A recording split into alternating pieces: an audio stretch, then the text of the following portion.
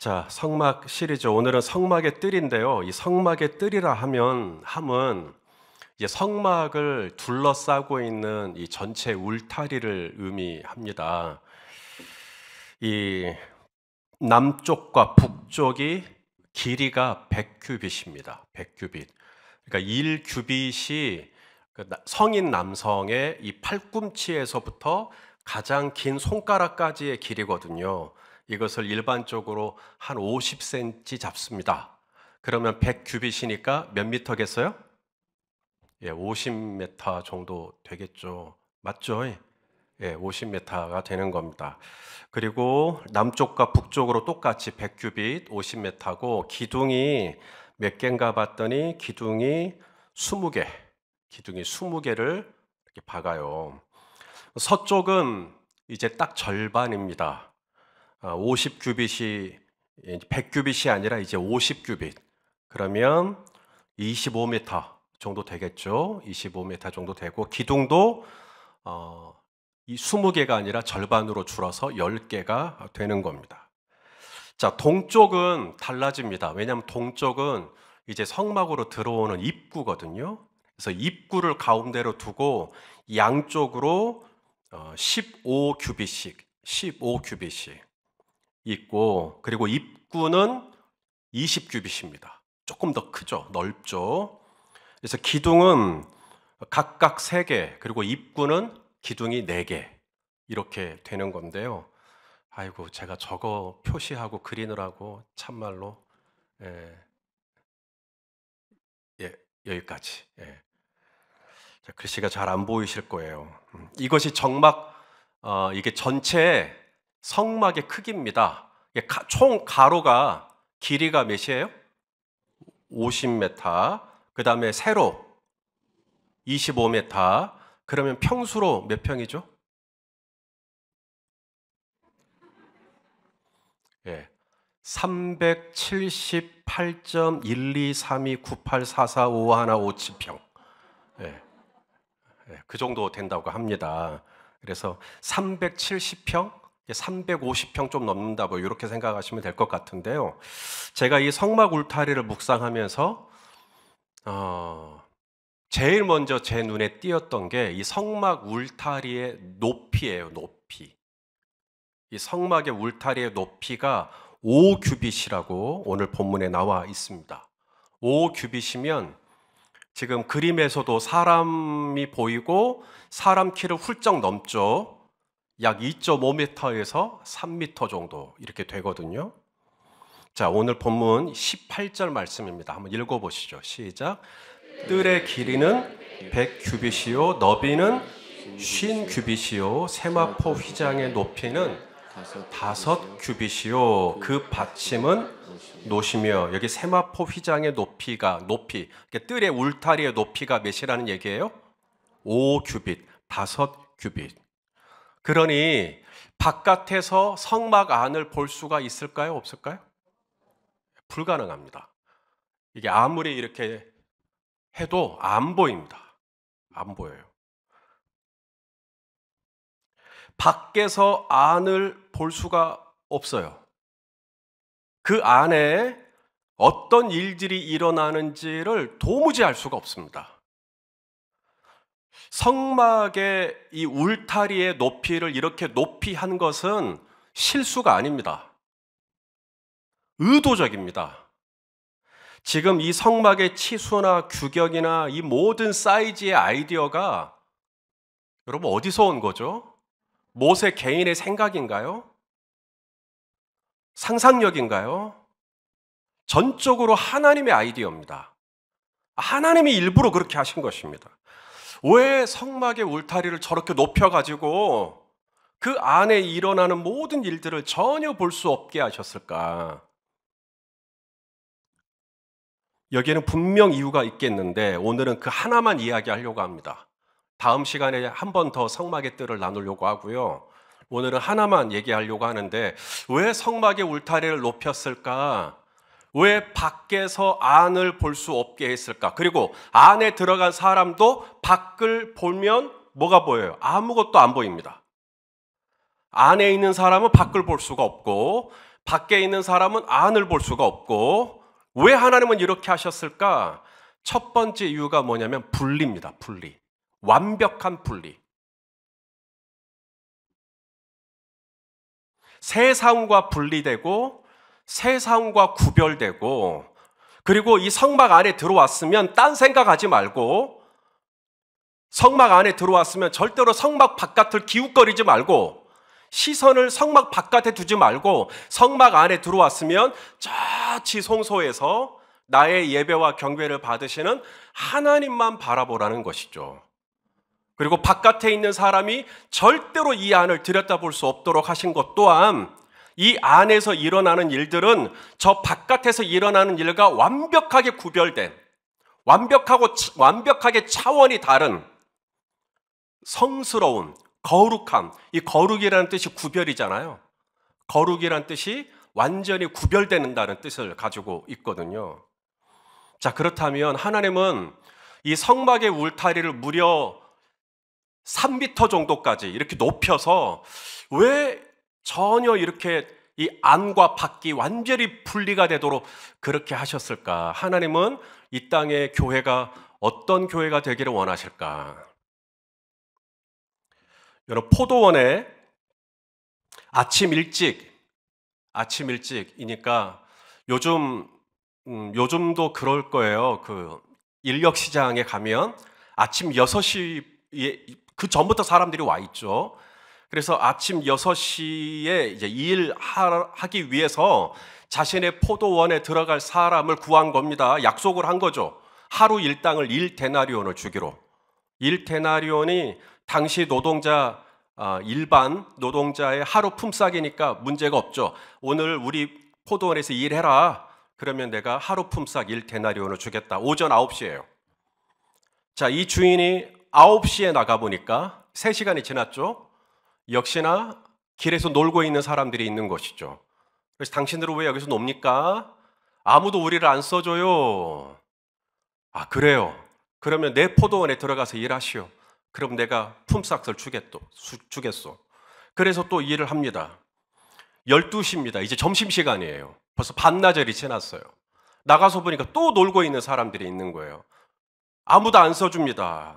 아이, 그럼 내 포도원에서 일하시오. 이제는 몇 시냐면 오후 5시입니다. 이제 마감하려면 1시간밖에 안 남았어요. 그런데도 놀고 있는 사람들이 있으니까 이제라도 들어가시오, 내 포도원에. 그들은 고작 1시간 일한 겁니다. 6시가 됐어요. 땡! 종 쳤습니다. 다 불러 모았습니다. 그리고 이제 품삯을 주는데, 제일 늦게 온 오후 5시부터 오신 분들에게 품삯을 주는데 얼마를 줘요? 1데나리온을 주는 겁니다. 그러니 새벽, 이른 아침 6시부터 와서 일한 사람이 1시간밖에 안 했는데 1데나리온을 준다고? 그러면 어디 보자. 나는 그래도 12시간, 10시간 이상을 했으니까 이 생각을 하고 있는데, 정오에 온 사람에게도 1데나리온, 9시에 오신 분에게도 1데나리온, 자기들처럼 일찍 온 사람에게도 1데나리온 늘 주더라는 겁니다. 하나님 나라의 비유거든요. 세상에서는 공정과 정의를 이야기합니다.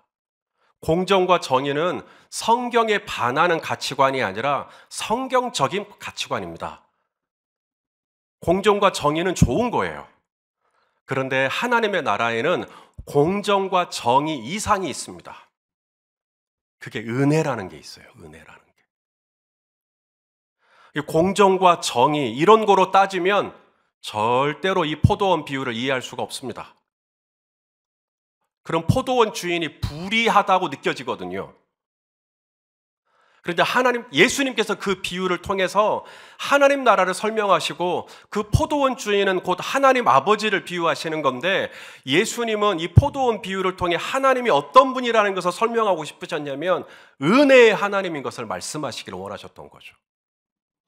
오후 5시에 온 사람, 여러분, 이분들이 1데나리온 받을 가치가 있습니까?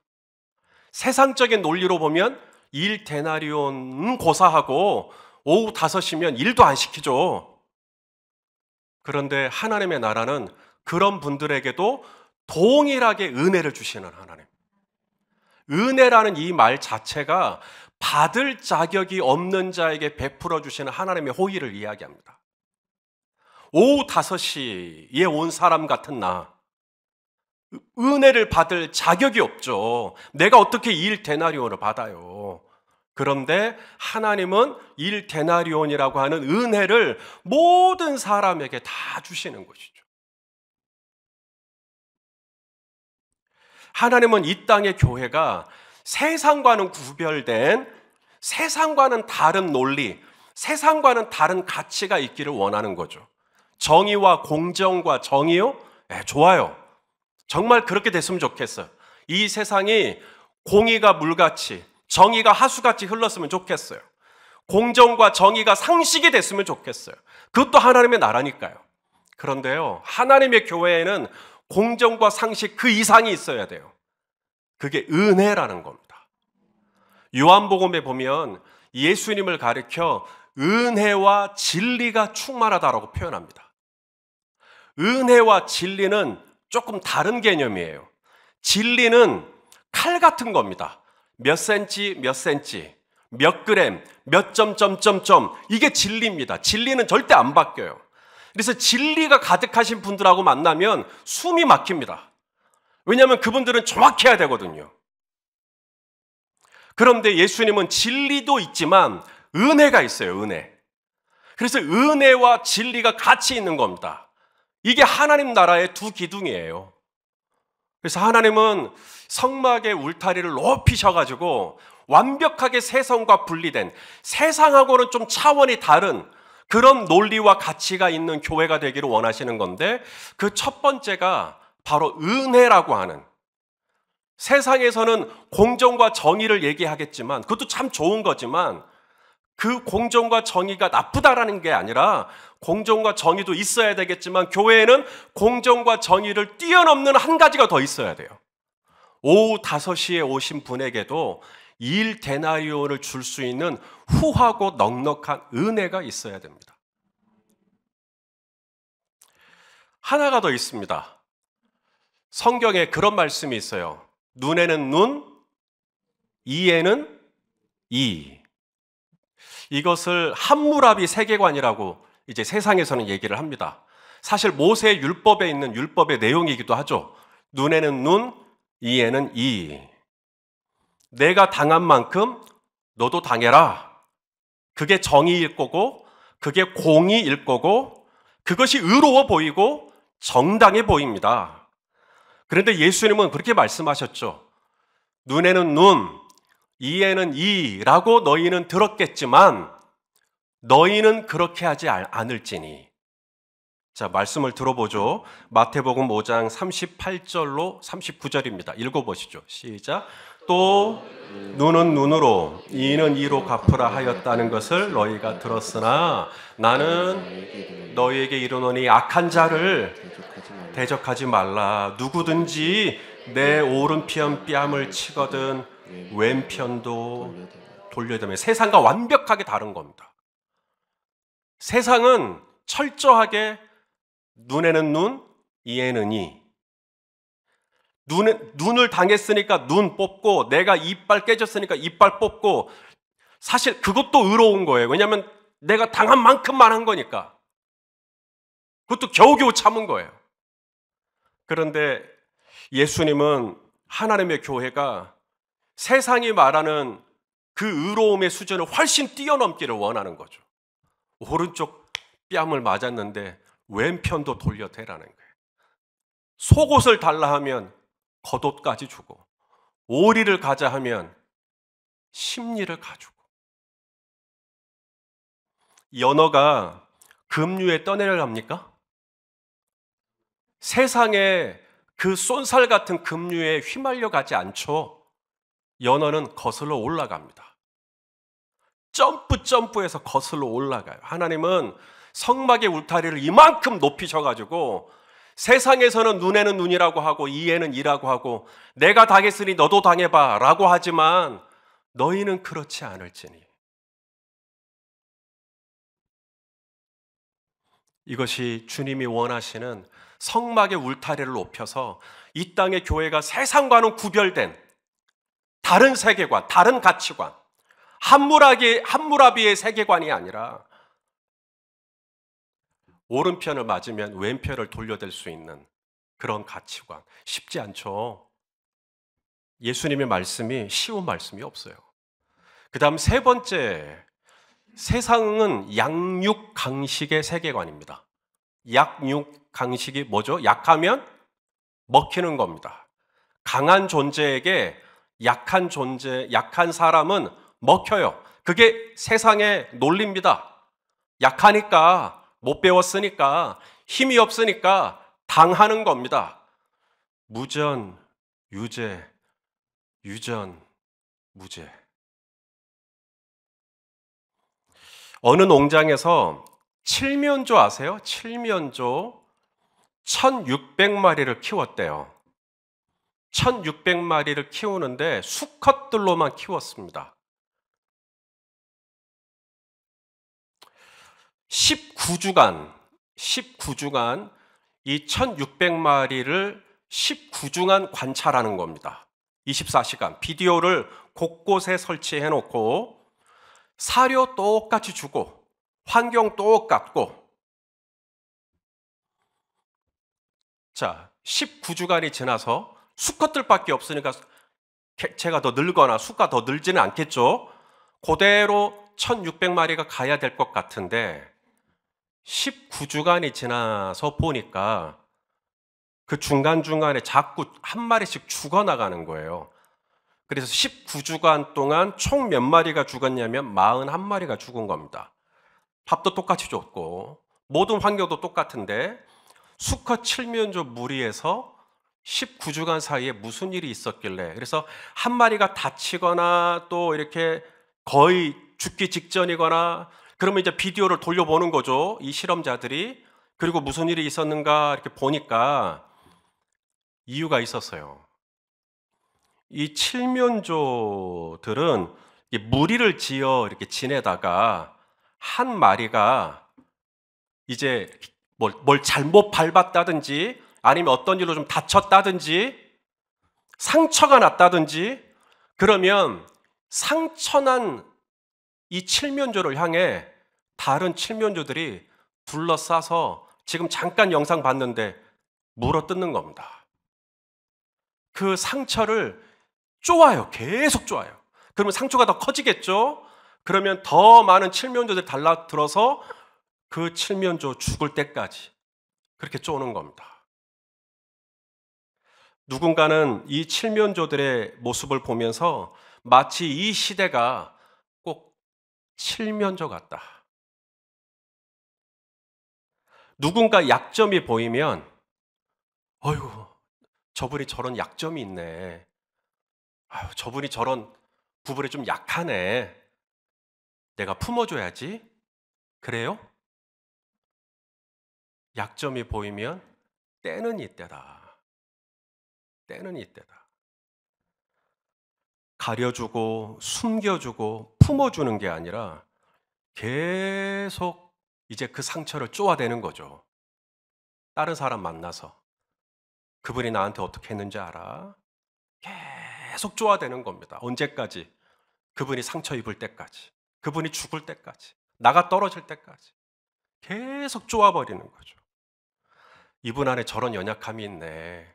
다 좋은데 저분이 저런 부분은 좀 약하네. 아직은 훈련이 덜 되셨나 보다. 아직은 미숙하신가 보다. 이렇게 품어주고 기다려주는 것은, 그걸 기대하는 건 거의 불가능합니다. 그 천사예요, 천사. 내가 오후 5시에 일 데나리온이라고 하는 큰 은혜를 입은 죄인 중에 죄인이라는 걸 기억한다면, 누군가 어떤 흉이 드러났을 때, 허물이 드러났을 때 그걸 가지고 막 쪼아대고 다른 사람들한테 다 알리고 그럴 게 아니라, 그것은 세상의 논리예요. 양육강식의 논리입니다. 칠면조의 논리입니다. 하나님은 성막의 높이를 3미터 이상으로 높이시고 이 땅의 성막이, 이 땅의 교회가 세상과는 달랐으면 좋겠다라는 거거든요. 그 중에 하나가 뭐냐면 양육 강식이 아니라 사랑으로 품어주기를 원하시는 겁니다.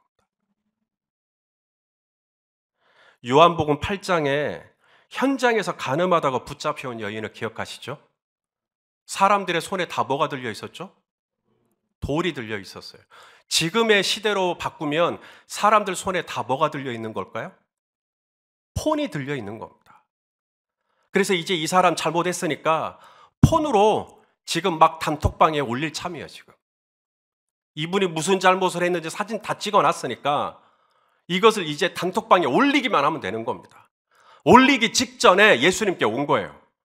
올릴까요, 말까요, 지금? 이 사람이 이런 잘못을 했는데, 이 사람이 지금 나한테 이렇게 했는데, 모세의 율법에서는 이 여자를 돌로 쳐서 죽이라 그랬는데, 내가 이거 올려요, 말아요? 딴 사람들한테 알려요, 말아요? 그때 예수님이 하신 말씀이 있죠. 뭐라고 말씀하시는지. 요한복음 8장 7절입니다. 시작. 그들이 묻기를 맞이하지 않은지라 이에 일어나 이르시되 너희 중에 죄 없는 자가 먼저 돌로 쳐라. 다르죠. 모세의 율법과는 다른 예수님. 공정과 정의와 상식 당연히 그렇게 해야 되겠지만 우리 주님은 그보다 훨씬 차원이 높은 거예요. 너희는 그렇지 않을지니. 세상 사람들은 그것 보면 야 이거 봐봐. 그래서 바로 공유하고 다 링크 보내버리고 알리고 그래서 같이 쪼아대고 칠면조처럼 같이 그냥 그 사람 이제 도마 위에 올려놓고 막 그렇게 그러면 교회마저 그러면 이게 교회 성막 바깥에 있는 사람들과 성막 안에 들어와 있는 사람의 구별점이 뭐냐는 거죠. 똑같은데. 그래서 주님은 높이를 올려서 너희는 좀 다르게 살았으면 좋겠다는 거예요. 교회는 달랐으면 좋겠다는 거예요. 제가 지금 드리는 이런 말씀들이 그러니까 목사님은 우리 교회가 굉장히 독특하고 특이한 교회를 만들자는 뜻인가요? 우스꽝스럽고 괴짜스러운 교회를 추구하자는 것인가요? 정상적이지도 않고 상식적이지도 않은 4차원적인 교회를 꿈꾸는 것인가요? 지금으로부터 3,500년 전에 이 땅에 하나님께서 처음으로 교회의 원형인 성막을 세우셨습니다. 그리고 이 성막을 철저하게 외부와 단절될 수 있도록 절대 안을 들여다볼 수 없도록 담장을 확 높여버렸어요. 이것은 이 땅의 교회가 하나님과 당신의 백성들이 만나는 이 회막, 이 성막, 이 교회가 거룩한 교회가 되기를 바라시는 하나님 아버지의 마음이 그 안에 담겨 있는 것이죠. 저희 교회 앞에 주차장이 있습니다. 오늘 예배를 드릴 때 주차장에 차를 대시고 들어오셨을 거예요. 저희 교회는 매년 1년에 한 번씩 땅 주인에게 1년간의 주차 사용료를 지불합니다. 그리고 임시로 쓰고 있는 것이죠. 언제든지 땅 주인이 저 곳에 뭐 원룸이라도 짓겠다라고 하면 저희 교회는 꼼짝없이 이제 주차장이 없습니다. 그런데 지난 수년간 저희는 저 좋은 공간을 임대로 잘 쓰고 있어요. 저희가 이 공간을 임대로 얻은 것이니 저희 교회에게 권리가 있죠. 우리 교회가 그나마 주차난이 심한데 그래도 저 공간이라도 있으니까 성도님들이 주차를 하고 들어오시죠. 그런데 저희 교회는 저 공간을 평일에 다 오픈해 버렸습니다. 그래서 저희 교회 주변에 있는 원룸에 계신 분들도 편안하게 차를 대실 수 있도록 저희가 오픈을 해드렸어요. 그랬더니 새벽에 성도님들이 교회 주차장을 이용하려고 했더니 이제 주차난이 또 생긴 겁니다. 그런데도 저희는 평일날에는 오픈을 하고 오늘같이 수요일 저녁이나 주일에만 좀 협조를 구하고 있죠. 세상적인 논리로라면 우리에게 권리가 있으니까 우리의 것을 따지고 들 겁니다. 계산을 하겠죠. 뭐가 더 우리에게 유리한지를 주파를 돌릴 것입니다. 하지만 저희 교회는 이 주변에 있는 이웃들에게 편안하게 이 공간을 사용할 수 있도록 오픈을 하는 것이죠. 저희가 비용을 다 부담하고 주변에 계신 분들은 그것을 무상으로 누리는 겁니다. 왜 열린 베델교회가 그렇게 하느냐라고 묻는다면 대답은 하나입니다. 세상과 구별되기 위해서입니다. 코로나 기간에도 정부에서 본당 좌석의 50%만 인원을 제한합니다라고 하면 저희 교회는 자발적으로 30%로 줄였습니다. 또 30%로 인원을 제한을 하면 저희 교회는 전 교인 온라인 예배로 다 돌렸습니다. 이유는 하나예요. 이웃 주변 주민들에게 안정감을 주기 위해서 그래요. 실제로 그런 일이 있었어요. 이제 원룸에 계신 분들이 뭐 1년에 한 번, 2년에 한 번 이렇게 계약이 돼서 계속 살기도 하지만 나가기도 하고 다시 새로운 분이 들어오기도 하고, 그래서 이제 원룸에 새로운 분이 들어오는 겁니다.